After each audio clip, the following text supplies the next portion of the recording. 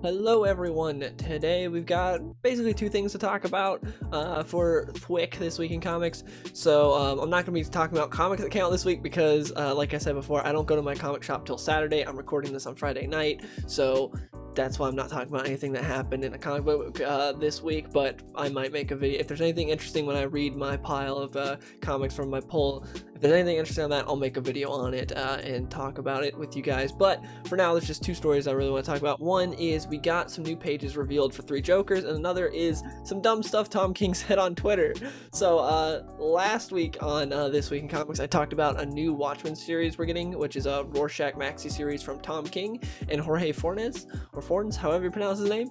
Tom King tweeted about it because we're getting so Jay Lee, who's a comic book artist, is doing a cover for it, and I had talked about it. He's doing one of the alternative covers because, you know, comic books, modern day comic books, have tons of variant covers. It's just with every single series, it's how you like get people to buy more comics. It's a big deal. It's a big part of like the speculation, the collectorship of comics now is variant covers. So one of the artists I got was Jay Lee. Jay Lee's a guy that I don't like his art. Now, art's all subjective, so I can't like say, oh, he's a bad artist. Just for me personally, I don't like his art. I talked about before, I'm not the biggest fan. The first time I remember really seeing some Jay Lee art was in the Batman Superman New 52 series. I remember he took over like partway through that, and I was like, this is just not my cup of tea. It looks like it literally looks like soulless creatures walking around, or like some like weird creature like crawled into a dead human body and wore its skin, and that's what it looks like. The way they move, like the sort of movement of his characters and everything, it just looks weird. It's not my cup of tea. But again, tons of people love Jay Lee's art. I'm not the biggest fan of it. But anyways, he was chosen as one of the artists to do a variant cover, and Tom King was upset about that. He said, and I quote, "Today, DC put out an alternate cover to Rorschach by Jay Lee, who has also done covers for Comicsgate, a hate group. DC does not consult creators on alternate covers. I reached out to them to express my deep disappointment. As far as I'm concerned, this is the cover to Rorschach #1. Now, this is pretty stupid. Like, Tommy boy, you're talking about DC not consulting creators about covers, but you're writing a sequel to Watchmen, or a spinoff to Watchmen, and you know Alan Moore doesn't like that? Why didn't you consult Alan Moore before you accepted this project or went to DC with this project? You know Alan Moore wouldn't approve this, so how are you butthurt about this cover, but you're okay with writing a Watchmen spinoff when you know if you actually consult the original creator of it, he'd be like, nah, don't like that. It's just the hypocrisy here. It's hilarious.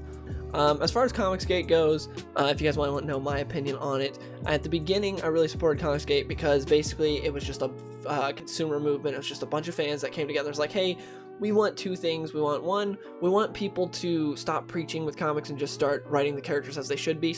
I want to hear the character talk and not the writer talk. Like, you know, when a character's talking a comic, I don't want to be like, oh, that's Tom King talking. I'll be like, oh, that's Rorschach talking. You know, you want to hear the character. And two, respect from the creators, because a lot of creators were just like blocking and getting super mad at people on Twitter and just like completely disregarding you if you just thought differently than them in any way. And so that's basically what the core of Comicsgate was at the beginning. It's transformed into something now. Now, again, I have no problem with people in Comicsgate or anyone that supports it. I don't think it's a hate group. I just don't really support it now because it's turned from a consumer movement to now just being like, you have this sort of top 1% of Comicsgate that just makes bank off IGGs, of Indiegogos, and that's it. They're not really about putting out quality comics. It's just about making money, and that's all it is, which again, making money is a great thing. Like, I'm all for it if you want to make money. It's just, it moved away from, okay, this is a fan movement and we want to make great comics too. Now let's just get us and all our friends rich. And so I'm not the biggest fan of Comicsgate anymore because of that. It moved from being a fan movement to it's all about just people getting rich off Indiegogo. So not the biggest fan of that, but I wouldn't disassociate with myself with anyone that has anything to do with it. I'd be like, oh, how dare you? I'd be like, no, it's fine. It's not like a hate group or anything like that.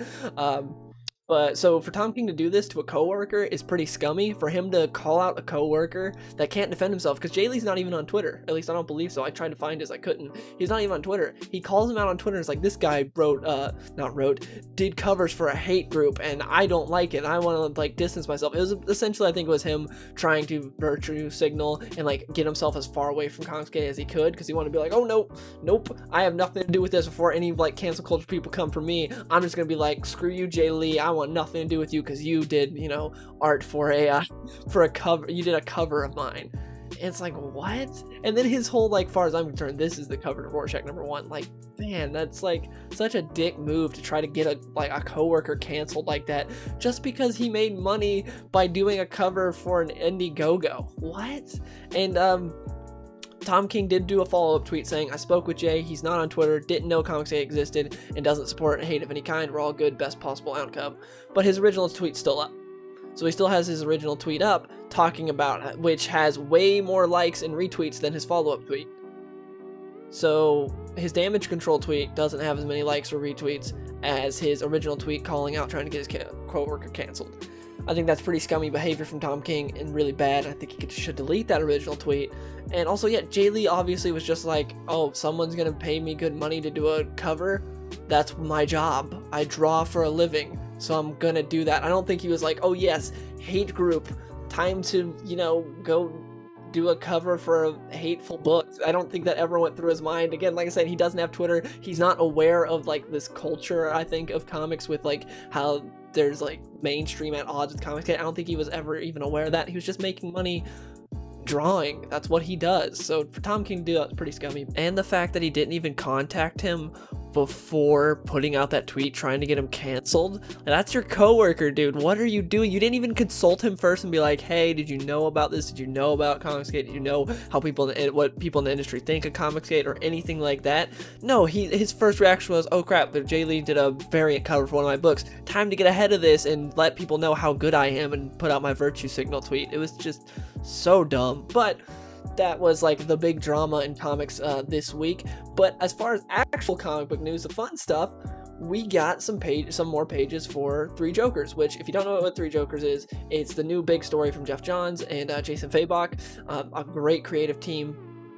They so this Three Joker storyline was first teased all the way back in Darkseid War, which was like I believe the last story arc that Geoff Johns did for his New 52 Justice League run. And in that, Batman steps on the Mobius chair, and when he sits on it, he's you know, you can ask and anything, has infinite knowledge, and he asks it about the Joker, and it turns out there's 3 different Jokers. So there's not just one, there's 3 different Jokers.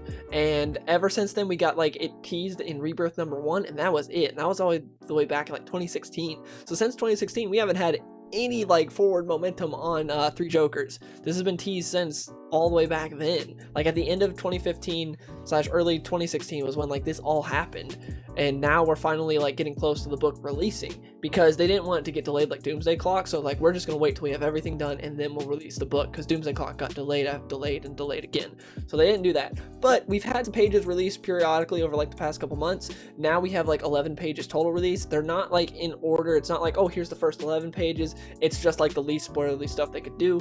So a lot of the stuff we already had, like the raccoon in front of the truck and Batman's like suit getting cut up in the Batcave, but we didn't. What's new is seeing Batman getting stabbed by the Penguin and seeing Alfred fixing him up, and I believe Red Hood fighting at that graveyard is new as well.